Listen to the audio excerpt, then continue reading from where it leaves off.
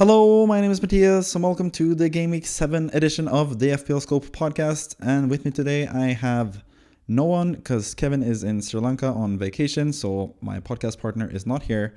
But I'm still going to go through all the different teams. Kevin's team, Kimo's team, who is the third founding member of the FPL Scope podcast, and then the Manager of the Week. We're going to look at his team as well. We're also going to look at the fixtures for these upcoming game weeks in front of us, the next 6 game weeks, including some numbers on expected goals and expected goals conceded.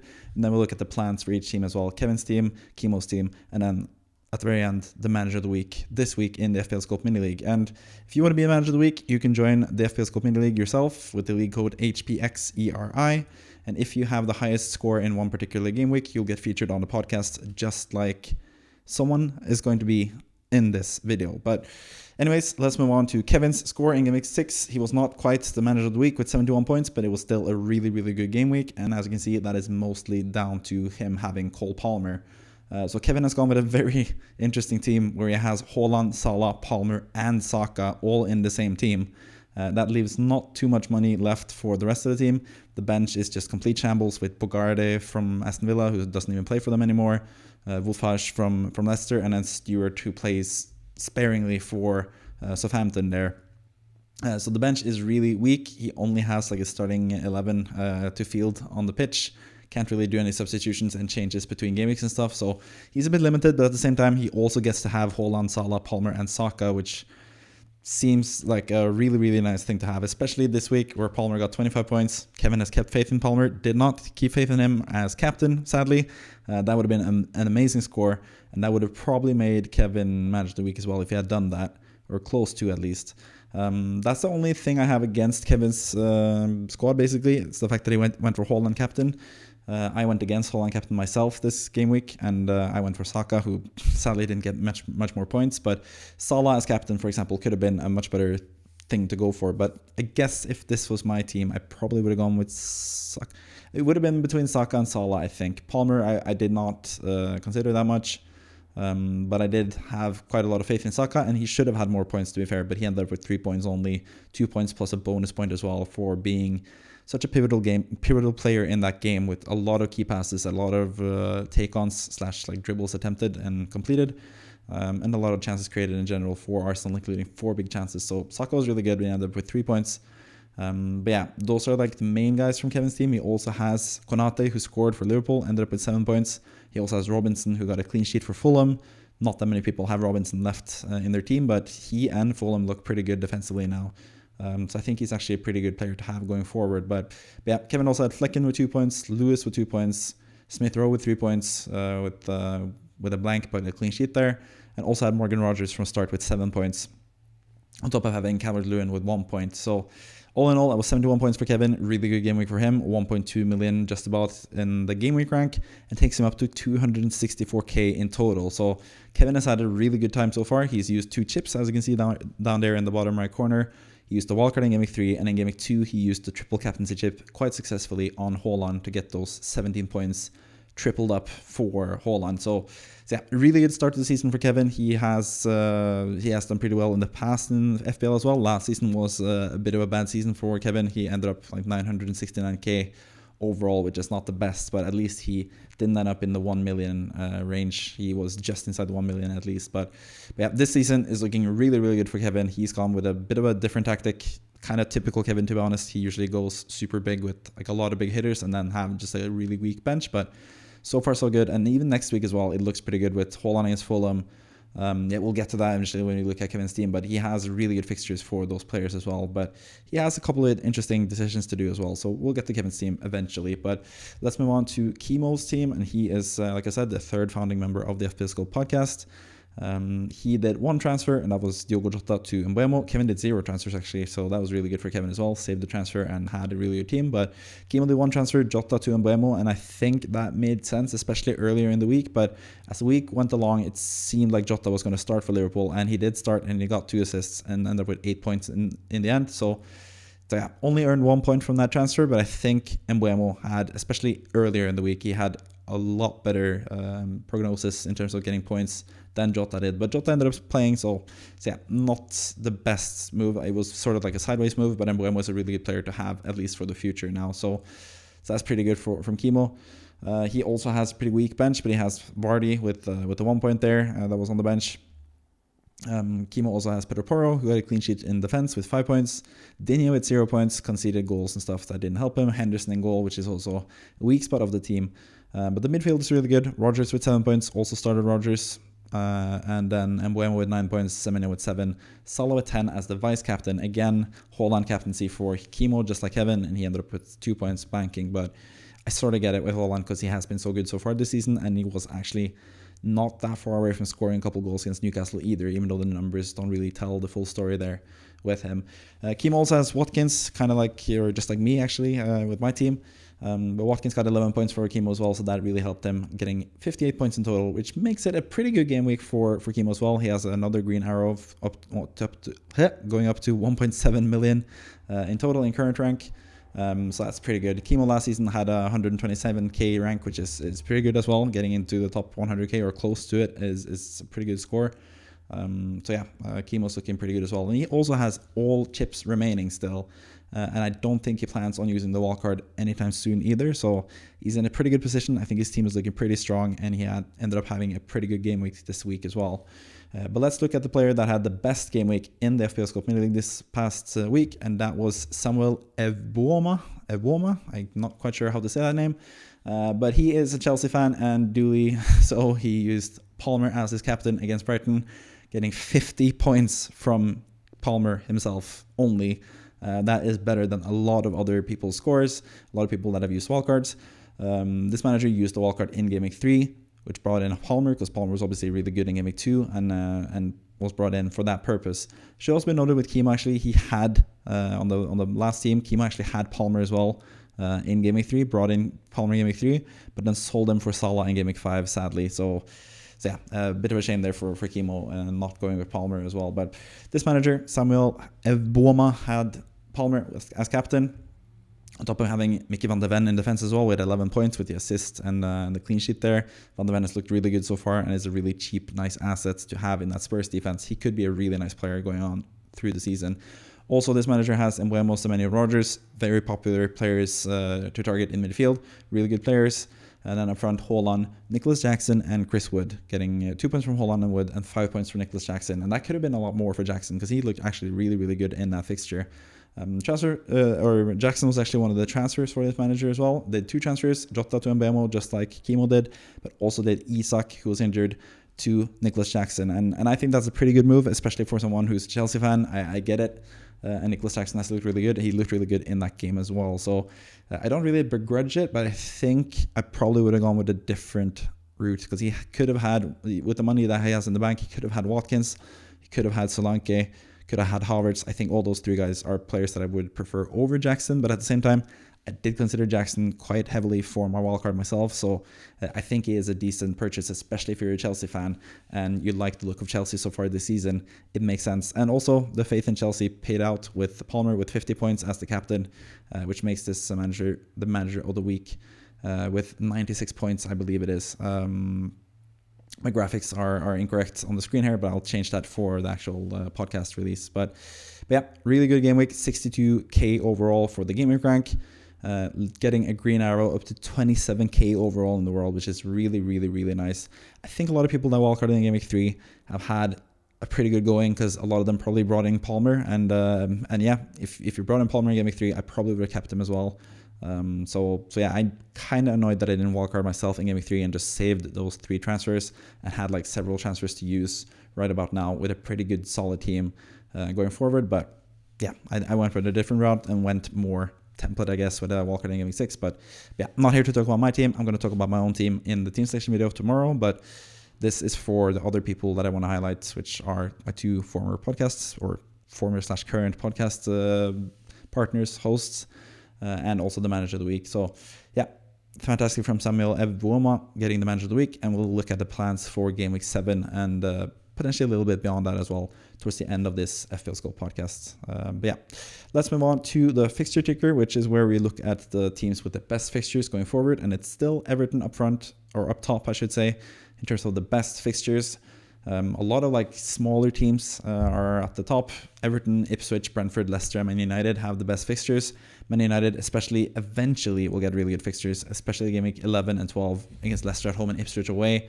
They also have Brentford at home in game week 8, West Ham away in game week 9. So they have pretty decent fixtures, so I sort of get why people went for Bruno Fernandes, but at the same time, I don't really, because he's 8.5 playing for a team that are really, really bad currently. But actually from the expected goal numbers, they have actually done pretty well the last 6 game weeks. 10.55 expected goals. They created quite a few chances against Fulham and Brighton and those teams, but yeah, they just can't convert goals or chances into goals. We've seen that from Xerxes, and we've seen them being unlucky at points this season as well. So yeah, that's a little bit about Man United. This is actually the first team or first week that I have featured the expected goals from the last 6 game weeks or from the last few game weeks. So I want to talk a little bit about that as well. The interesting thing with expected goals the last 6 is the fact that Tottenham are the best team for it, and they have really, really good fixtures. So I think that just paints the story of why the likes of Solanke especially, but also the likes of Kulusevski, Brendan Johnson, Madison, those types of players are getting some interest as well. On top of Pedro Porro, who is interesting as a player, but he's also played more defensively the last few game weeks, because it seems like now that Kulusevski plays in the 10, he likes to drift out to the right. And then they also have Brendan Johnson on the right, and then they also have Madison, who likes to go out to the right as well. So I don't think Pedro Porro is quite as attacking as it was earlier in the season, so maybe Mickey van de Ven is the better pick defensively for that Spurs team, especially now that they look better defensively as well. Looking at the numbers, 6.37 expected goals conceded from the first opening 6 games. That's also pretty good. Not too far behind the third placed team in terms of the expected goals conceded, which is Nottingham Forest. But yeah, Liverpool also really good on both ends. They have the second best expected goals so far throughout the 6 first game weeks, and they also have the best expected goals conceded so far. Man City, of course, another team you expect in those 2 categories. They have the third best expected goals so far, and they have the second best expected goals conceded. When it comes to Arsenal, they don't really top either of the statistics, but I think it's kind of skewed just because of the 2 yellow card or the 2 red cards that they've gotten so far as well. I think that hampers them, but I think last game week you saw what Arsenal can do in both those categories. I think they created like 4 XG just about and conceded like 0.32 or something. I went through this on the FPL scope or the FPL eye test video that I put out earlier, when I went through every single game from game week 6 as well. I think Arsenal are going to be better going forward, but as you can see from the fixtures, they're quite close to the bottom because they have some really tough fixtures coming up, not including the first one that they have in game week 7 at home to Southampton. I think that's a great fixture, but probably a bit too late to invest in Arsenal players. You probably should have done it last week before they had 2 really good fixtures, or at least 2, maybe 3 with the Bournemouth fixture. We'll see about that. But then Liverpool game week 9, Newcastle away in game week 10, and then Chelsea away in game week 11. Seems like 3 pretty tough fixtures, but I think Arsenal are a team that can do well in those 3 games. We saw them beat Spurs. Spurs are clearly a pretty good team, and Arsenal beat them. We saw them have the lead against Man City before they went down to 10 men. So we've seen Arsenal be really good this season, and I think even throughout those tough fixtures, I think they will be pretty good. So I think keeping either Saka or Havertz through those 3 games and then tripling up again game week 11, game week 12 onwards could be a good idea. We've also seen defensively Arsenal have been really good against the better teams. They just locked down defensively basically when they played the best teams in the league. We saw them against Paris Saint-Germain just now in the Champions League this past week, and they kept a clean sheet quite easily against one of the better, or at least like more ambitious sides in Europe at least. So yeah, I think Arsenal's defense and attack for that matter are kind of fixture proof, at least like closer to it than most other teams. So I still think it's decent to invest in Arsenal talents. I have a triple up on Arsenal players on the Game Week 7 wildcard, or projected Game Week 7 wildcard video that I made earlier this week. So I still think Arsenal are good, even though they have tough fixtures. Same can sort of be said about Chelsea as well. They're third bottom in terms of the best fixtures coming up, despite having a really easy fixture in Game Week 12 against Leicester as well, which is also counted positively for them. But Liverpool away, Nottingham Forest at home in Game Week 7, Liverpool away Game Week 8. Pretty tough fixtures. At home to Newcastle, I think it's actually pretty decent fixture in Game Week 9. Man United away as well. I think maybe I've gone a bit too easy on Newcastle and Man United because currently they look pretty bad. But Game Week 10 is a pretty far away from now. And at that point, Man United might have sacked Ten Hag and gotten a new manager as well. So it's a bit hard to predict how tough that fixture is going to be, especially with the international break after Game Week 8 as well. So we'll see about that when it comes to Chelsea. In terms of the expected goals and expected goals conceded, the opposite end of the table, we have actually two teams that feature in both negative categories, and it's two of the promoted teams. Ipswich are bottom 3 for expected goals and expected goals conceded, and the same can be said for Leicester. Ipswich are sort of more excused because they played already Man City and Liverpool and had some really tough fixtures, Aston Villa as well last game week. So they're sort of more excused, but Leicester are a team that you can definitely target, it seems like, so far. Also interesting, the Wolves, who we peg as like a really weak defensive side, but like decent offensive side, they actually are also among the worst in terms of expected goals so far this season. But again, they've also had really tough fixtures, so you have to take that into account when looking at the numbers. It's not purely, you just can't purely look at the numbers and say that they are a bad offensive team, because they have faced really tough defensive teams as well so far this season. Brentford have also been pretty bad when it comes to expected goals conceded, which is interesting because they've had some okay fixtures at least. So that seems like a team that you can target as well with offensive players, but seeing as they play Wolves, Man United, Ipswich and those guys the next few game weeks, there are not that many interesting assets from those teams. But someone like Cunha, for example, or Delap, Cunha in game week 7 and Delap in game week 9, or potentially if you want to go with Bruno Fernandes or someone, Garnacho or someone in game week 8 from Man United, that could be a good way to get some points as well. Trying to target those Brentford fixtures, because they seem like a team that you could easily score against, I think, so far this season. Interesting also with Everton, who have been really bad so far this season, but in terms of expected goals and expected goals conceded, they're not bottom 3 in any other categories. They're actually pretty far away from being bottom, at least in the expected goals conceded category. Expected goals, not so much. Everton are kind of struggling, but with the fixtures that they have, I think you have some interesting players in the likes of McNeil, especially, potentially also Calvert-Lewin, who takes penalties and stuff, but he's also pretty bad at converting chances and stuff. And I think defensively they'll get a huge boost now with Jared Brantwaite coming in. Kept Crystal Palace to under 1 expected goal last time around, so I think Brantwaite then for Keane makes a huge difference, and I think their defense will be pretty good going forward. And someone like Mikolenko, for example, for 4.3 seems like a bargain at that price. Could even make a case for Pickford in goal. I'm not a huge fan of Pickford myself, but yeah, I'd rather go with Mikolenko, I think. And McNeil is also a pretty good player from Everton to potentially go for. On the opposite side of the scale, in terms of the fixture difficulty rating, we have Brighton at the bottom there. Some really, really tough fixtures. They have a decent fixture against Wolves at home in game week 9, but apart from that, they have Spurs at home, tough fixture. Newcastle away, we know Newcastle at St James's Park is really tough. Liverpool away is a really tough fixture, and Man City at home as well in game week 11 is really tough, and Bournemouth away in game week 12 is not easy either. So Brighton players, kind of a no-go currently. Joao Pedro, if you have him, you could sell him. He's also someone that you can stash if you have a really strong team. I don't think it's like a huge deal to get rid of Joao Pedro immediately. He's also injured, obviously, so you have to wait a little bit. I think he's going to be back for the international break. Game week 9 potentially could be a really good game week for him at home to Wolves after he's been rested and all that stuff. So that could be a decent game to keep him for still. So I probably wouldn't get rid of Joao Pedro, but apart from that, I don't think there's that many Brighton players that tickles my fancy, especially looking at the fixtures that they have currently. So yeah, that's a little bit about Brighton as well. Other than that, Man City have really good fixtures immediately as well. Fulham at home, it's a decent fixture. Fulham have been pretty good defensively, so maybe not the best fixture. I'm still actually contemplating whether I think Haaland should be the captain or not this game week. I am tempted to go with a bit of a differential once again after trying it and succeeding at it, sorta, or at least like not being punished by it from not captaining Haaland this past game week. I'm looking at potentially a different captain because they play against Fulham, and Fulham have looked really good.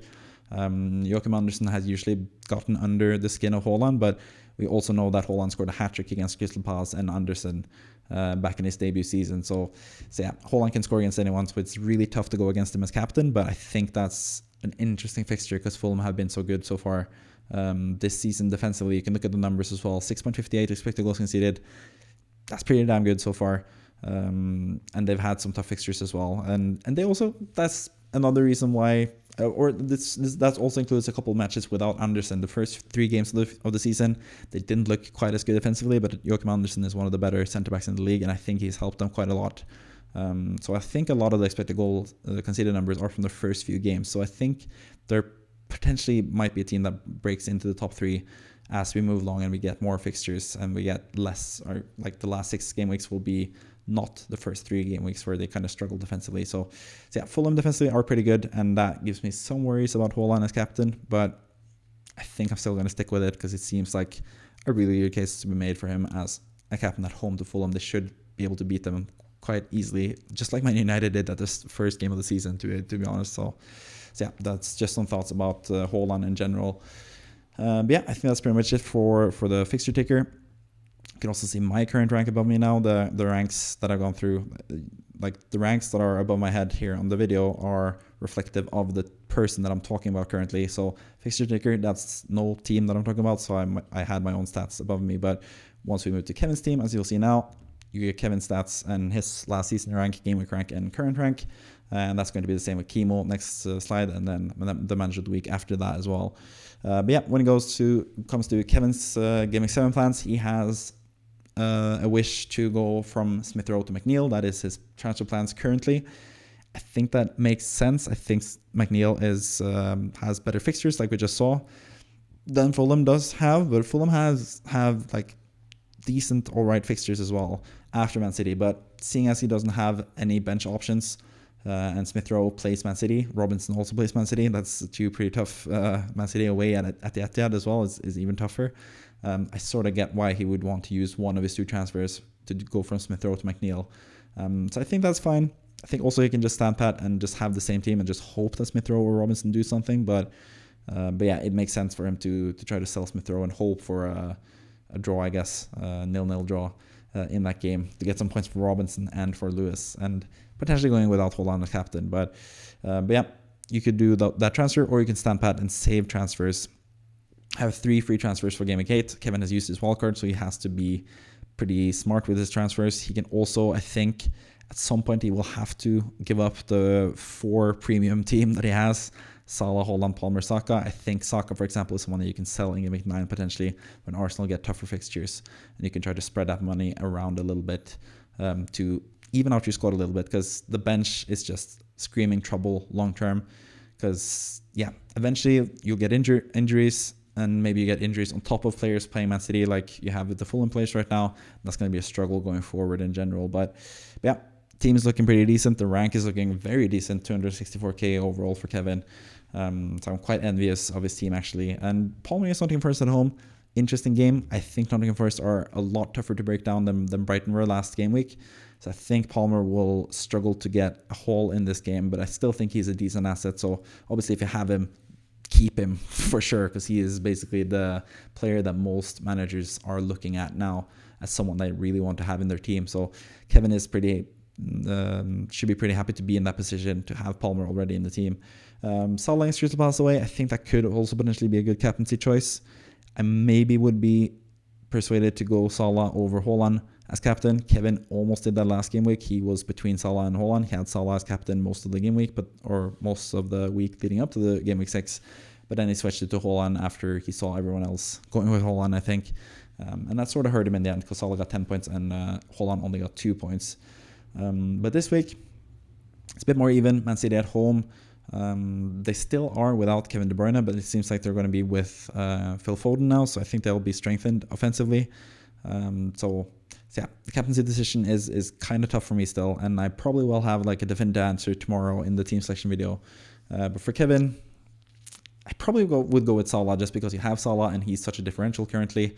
I think he is the best option looking at this right now. But yeah, otherwise the team is looking decent. It's just those 2 players, Robinson and Smith Rowe, against Man City away. You could do Smith Rowe to McNeil. You could do Robinson to Mikolenko. You could do both. If Kevin is also an Everton fan, should be noted as well, seeing as he has Calvert-Lewin and could potentially triple up with Everton players. But as we just saw with the fixtures, they have really good fixtures, and they got Branthwaite back now and are looking better. Finally got their first win of the season last game week. I think it will be onwards and upwards right now for Everton. So maybe Kevin wants to cash in on his own favorite team and go that route, like we saw at the manager of the week. That could help. That could happen, or could work sometimes, backing your own team, and sometimes it could be quite disastrous, as it has been for me whenever I've tried to go for West Ham players myself. But yeah, that's Kevin's team basically. Let's move on to Kimo's current plans, and he also has plans to basically just stand pat and stick with his team currently as it stands. I think the one big issue with his team, and that's why what you see with the final projected or potential transfer there, his goalkeeper situation is not ideal. He has Henderson, who plays Liverpool this game week, which is not good at all. Kimo's actually going to start Fabianski in hopes that Fabianski I guess the first team or first goalkeeper plays at West Ham, but Areola is going to start the game against Ipswich, so sorry to burst your bubble, Kimo, but he's not going to play. You're going to have Henderson against Liverpool if you don't make a transfer, in my opinion. But Kimo also raised the potential transfer of Salah to Saka, but like I said to him in the group chat that I had with him, I don't think I would do that move for this game week, seeing as Salah has a pretty good fixture against Crystal Palace away. Saka has an even better fixture against Southampton at home. That is one of the best fixtures you can ask for, and I think Saka has potential to be outscoring Salah, but we know Salah's whole potential is higher. So I think Saka will probably get more points than Salah, or potentially. But if you ask me, one of these guys will get 12 plus points, who do you go for? I probably go with Salah. So that's why I think Salah is just a better captaincy choice than Saka is, despite Saka potentially getting more points from getting an assist here or there. We've seen Saka be really consistent with getting goals and assists. We're really close to getting an assist last time around as well, but that ended his streak of 5 straight games with a goal or an assist. So I think Saka is pretty safe when it comes to points, but I think Salah has a higher points potential, especially against a team like Crystal Palace. So I think I would just keep Salah and not do Salah to Saka. Salah is someone, if you have him still in your team, I think it is just, you're just set to go with Salah going forward. Maybe because of the fixtures that are getting tougher and tougher for Liverpool, maybe you want to sell him. Kimo especially might go from Salah to Palmer in game week 9. That could be his option, and then move the money around elsewhere as well. So that is a potential transfer for Kimo eventually. But for now, I think the best course of action is either to just stand pat, because that is a pretty good move as well, or do the Henderson to a goalkeeper move. I think I have Sanchez as the goalkeeper to transfer in here, but I'm not so sure about that. He faces Nottingham Forest at home at least, so that should be a decent fixture for keeping a clean sheet, potentially, because Nottingham Forest offensively haven't been the best, but I'm not sold on any goalkeepers currently, and I think goalkeeper transfers are kind of a waste of time. We saw that with last season with Pickford, how he struggled really, really badly at the start of the season, and then all of a sudden he kept a lot of clean sheets. And the same could happen with Henderson, to be fair, even though he's been a huge disappointment. He's been pretty bad goalkeeper on top of just getting no points in FPL because Crystal Palace keep conceding goals. He's been kind of at fault for some of the goals as well. So I'm not a big fan of Henderson, but I'm not really too big of a fan of any other goalkeeper either. So it is a possibility. That's the one weak spot with this team. The goalkeeper is just sticking out like a sore thumb. But at the same time, I think it doesn't really matter that much which goalkeeper you have. It's not going to be that much in terms of a point difference. And I think saving a transfer is probably better for Kimo at this time. So I think I would just stick with the team. And potentially as well, like I said with Kevin, maybe if you're brave enough, you go with Salah as captain rather than Haaland. But Haaland's playing at home, Salah's playing away. I get why that would be difficult. Watkins is also a decent captaincy differential as well, but at the same time, he doesn't have free kicks or penalties. You know, Haaland has penalties, and that helps him. That's the one drawback with Watkins. Or we assume he doesn't have penalties because we haven't seen Aston Villa get a penalty so far this season. But it probably will be Tielemans or potentially Rodgers who's taken a penalty for under 21s as well. So Watkins is a decent captaincy choice. He has scored in the last 4 game weeks, gotten points in every single game week so far, in the last 4 at least. So he could also be a nice differential captain, but again, Haaland is the safe option, and that is probably where Kimo was going to lean because, yeah, he's been pretty consistent with picking Haaland as captain, even though he's Egyptian, and probably should go with Salah just because of that. But yeah, Haaland is a good option and could be the captaincy choice for Kimo as well. Let's move on to the final manager, and that is going to be the manager of the week, which is Samuel Evboma, who has 1.3 million in the bank and 1 free transfer available. But looking at the team, again, looks like a really solid team. Here, you're sort of forced to go with Haaland as captain, unless you want to go back-to-back with Palmer as captain. It sort of makes sense after he got you 50 points last time around. So from like a emotional standpoint, or I'm looking for a word there, but I can't find it. But yeah, maybe you want to go sentimental standpoint. You want to go with Palmer as captain again. That could be a good thing for you if you're a Chelsea fan and you're excited about Chelsea. Then sure, go with Palmer as captain. I just don't think that Nottingham Forest are a team that you can haul quite easily against. You haven't really seen it that much. We saw Salah get a blank against Nottingham Forest at home. But then again, we don't really know how good that Chelsea team is offensively. They look pretty good so far. Jadon Sancho looks amazing on the left-hand side as well. He's really showing his talents now at Chelsea. Nicholas Jackson up front, who this manager has, is also really, really good. But Nicholas Jackson, on the topic of him, those are actually the transfers that I would potentially look to do, at least long-term, maybe. I don't know. it's just what I thought about when I looked at the potential transfers. Nicholas Jackson to either Solanke or Havertz. I think Brighton and Southampton are just better fixtures than Nottingham Forest currently. But I think since he went for Nicholas Jackson last week, it would probably just be a bit short-sighted to do a transfer again. Nicholas Jackson is still a really good asset to have, so I probably wouldn't do those transfers either. But it's just basically just credit to you for how good the team is looking. Maybe you want to look at replacing Chris Wood for someone else. He plays Chelsea away. That could be a tough fixture as well. That could also be a transfer that you could do potentially. 1.3 million in the bank. Could do Chris Wood to someone like Cunha, for example, who plays Brentford now, which is a pretty decent fixture actually, as we saw from the expected goals and expected goals conceded. And then we always say that Wolves' good fixtures start in game week 10, but they actually have Brentford away now, which is a really good fixture to target. And then they also have they have Brentford right now in game week 7, and then in game week 9 they have Brighton as well away. So yes, they are away games, but I think they are actually decent fixtures. So you could go with someone like Cunha, who looks really good for Wolves so far this season, is probably on penalties for them. Could go with Strand Larsen if you want to have someone in the bank as well from the same team. Or you could go with someone else entirely. You could go with Liam Delap, who I think is a pretty good option for that price as well. So that is potentially a transfer you can do. Chris Wood out to one of those guys. But then again, we've seen Chelsea concede goals in the past, and I could see Chris Wood as well scoring a header now that Morgan Gibbs-White is back in the team.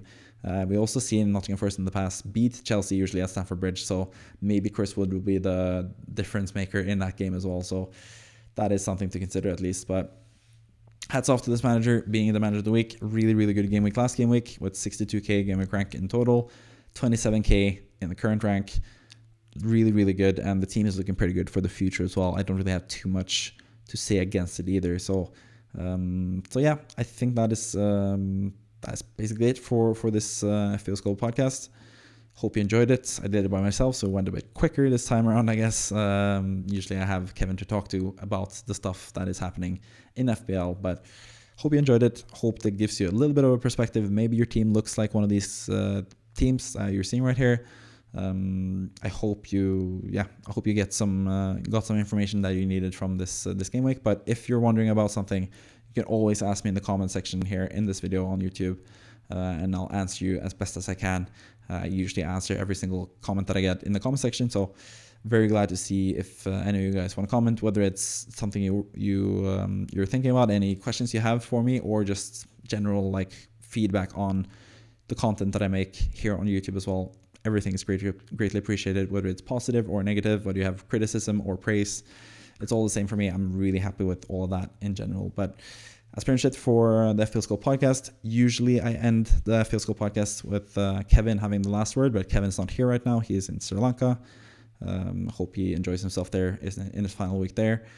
His first time back in Sri Lanka in quite a long time. So hoping he's enjoying himself.